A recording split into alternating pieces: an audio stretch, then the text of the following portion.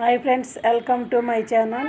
ఈరోజు నేను chicken pepper పొడి వేసి చికెన్ ఫ్రై చేస్తున్నాను. ఆల్రెడీ చికెన్ క్లీన్ చేసుకున్న తర్వాత అల్లం వెల్లుల్లి పేస్ట్, ఉప్పు, కారం, పసుపు ఇవన్నీ వేసుకొని కలుపుకున్నాను.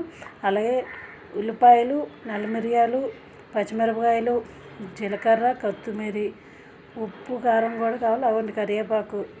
అలాగే స్టవ్ వెలిగించి కళాయి పెట్టి చూపిస్తున్నాను. కళాయి వేడయ్యాక అప్పుడు ఆయిల్ వేస్తున్నాను.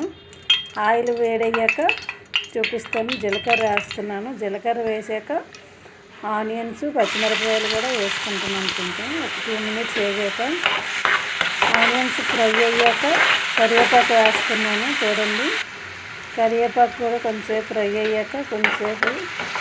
అయ్యాక చికెన్ ఉందా కలిపి పెట్టుకున్నాం కదా, ఆ చికెన్ కూడా వేస్తున్నాను. అలాగే కొంతమంది కారం వేయకుండా చికెన్ నల్ల మిరియాల పొడి ఒకటి వేసుకుంటారు, పెప్పర్ పొడి. నేనైతే కొంచెం వేడి చేసేసేయండి అట్లా ఇలా చేస్తున్నాను. మీరైతే ఎలా చేస్తారో అది కూడా కామెంట్ బాక్స్లో కామెంట్ చేయండి. అలాగే చికెన్ ఫ్రై అయ్యింది. ఇక్కడ 2 మినిట్స్ మూత పెట్టుకున్నాను. చూడండి, మూత పెట్టుకున్నాక అవ్వండి నల్ల మిరియాలు ఎందా చూపించాను కదా, అవి పొడి చేస్తున్నాను. పొడి చేసాక కూడా చూపిస్తాను. అవ్వండి పొడి అందులో పక్కన వేసాను బండిలో.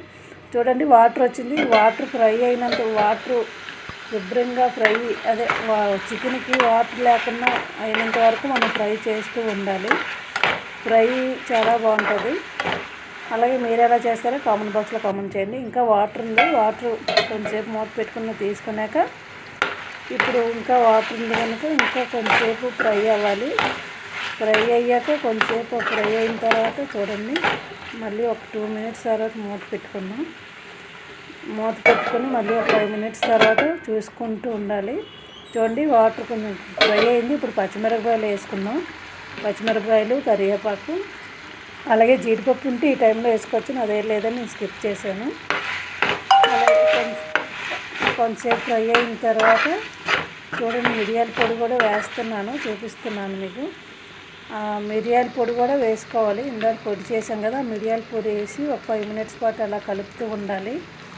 కలుపుతూ ఉంటే ఫ్రై బాగా ఉంటుంది. మూత పెట్టుకొని చూడండి, కొత్తిమీర కూడా వేసాను. అలాగే గరం మసాలా, చికెన్ మసాలా పొడి వేస్తూ ఒక 5 మినిట్స్ పాటు కలుపుతూ ఉండాలి. అప్పుడు ఫ్రై బాగుంటుంది. చూడండి ఫ్రెండ్స్ ఎలా ఉందో. అలాగే నా ఫ్రై కానీ నచ్చినట్టయితే లైక్ చేయండి, షేర్ చేయండి, సబ్స్క్రైబ్ చేసుకోండి. Okay friends, bye.